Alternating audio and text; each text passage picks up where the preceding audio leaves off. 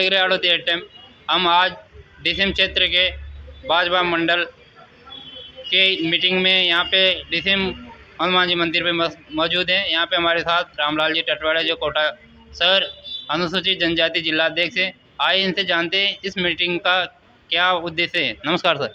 नमस्कार साहब। आज की मीटिंग का क्या उद्देश्य है?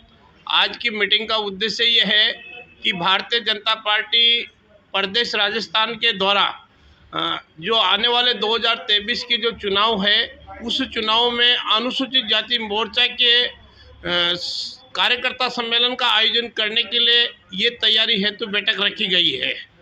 इस बैठक में भारतीय जनता पार्टी लाडपुरा विधानसभा क्षेत्र का कार्यकर्ता सम्मेलन का कार्यक्रम 14 अक्टूबर 2023 को लाडपुरा विधायक जी के कार्यालय पर किया जा रहा है। इसलिए भारतीय जनता पार्टी अनुसूचित जाति वर्ग के व्यक्तियों को केंद्र सरकार की योजनाओं का लाभ नीचे तक पहुंचे, उनको जानकारी मिले और राजस्थान सरकार के द्वारा जो उनकी विफलताएं रही है वो विफलताओं की जानकारी भी जन जन तक पहुंचे। इसलिए भारतीय जनता पार्टी के कार्यकर्ताओं को जोड़ने के लिए इस प्रकार के आयोजन किए जा रहे हैं और उसी के तहत ये जो कार्यकर्ता सम्मेलन हो रहे हैं, इस संदर्भ में बैठक रखी है। तो इसमें ऐसे समाज के लोगों को विशेष बैठक है? हाँ, ये अनुसूचित जाति वर्ग के व्यक्तियों की ये बैठक रखी है और उन अनुसूचित जाति वर्ग के द्वारा जो केंद्र की योजनाओं का जो लाभ मिला है वो लाभ नीचे तक पहुंचे और वो व्यक्ति ज़्यादा से ज़्यादा उन कार्यक्रम में शामिल हो, तब वहाँ पर उनकी जानकारी उनको मिले। जैसे कोई आज़ाद समाज पार्टी भी हमारे में कहते हैं कि बीजेपी संविधान खतरे में, इस पे क्या कहना चाहते हो? भारतीय जनता पार्टी द्वारा जिस प्रकार से संविधान का जो कार्य है, ना तो संविधान उससे खतरे में है, ना संविधान को कोई नुकसान होने वाला है। इसलिए जो भीम आर्मी की जो पार्टी, अन्य जो व्यक्ति इस प्रकार की आवाज़ उठाते हैं वो बिल्कुल गलत है। इसलिए संविधान न कभी खत्म होगा, न संविधान को कुछ नुकसान होने को। तो ये बीजेपी को लेके कहते हैं कि बीजेपी एससी मोर्चा एससी वालों के लिए सही नहीं है, तो इस पर आप क्या कहना चाहते हो? आप खुद एससी हो तो बीजेपी एससी के हित के लिए काम करती है या नहीं करती? इस पर आप खुद एससी थे तो आप इस पे विस्तार से बता सकते हैं, तो आप बताइए। भारतीय जनता पार्टी जब 2014 के बाद में नरेंद्र मोदी जी की सरकार आने के पश्चात जिस प्रकार से बाबा साहब भीमराव अंबेडकर के नाम से मोदी जी ने जो पंचतीर्थ योजना लागू की है, तो वो मोदी जी की सरकार आने के पश्चात ही की है।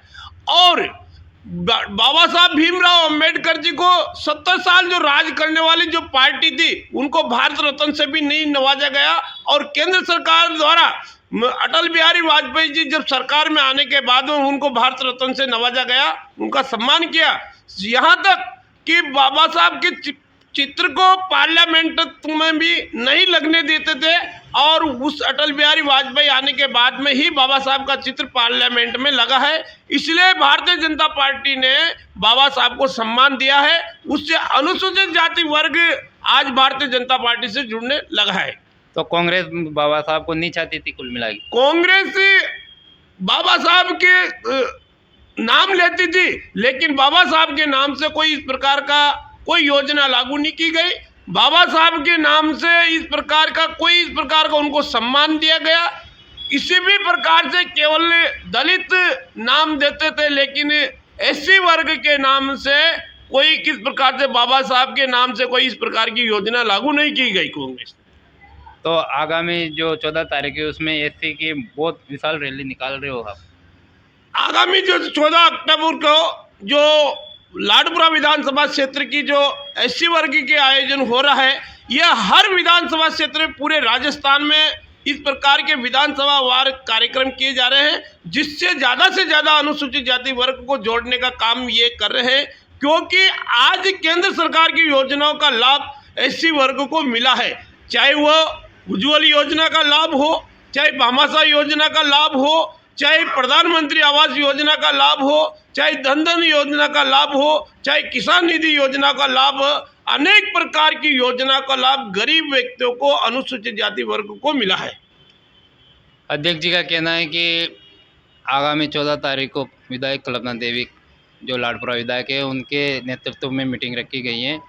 वह विशाल मीटिंग होगी और जो SC ST के जो लोग संविधान के खतरे में, अध्यक्ष जी ने जो जवाब दिया आप लोगों ने सुना। इसी के साथ हम खबर को एंड करते हैं। आप बने रहे आड़ोते टाइम। धन्यवाद।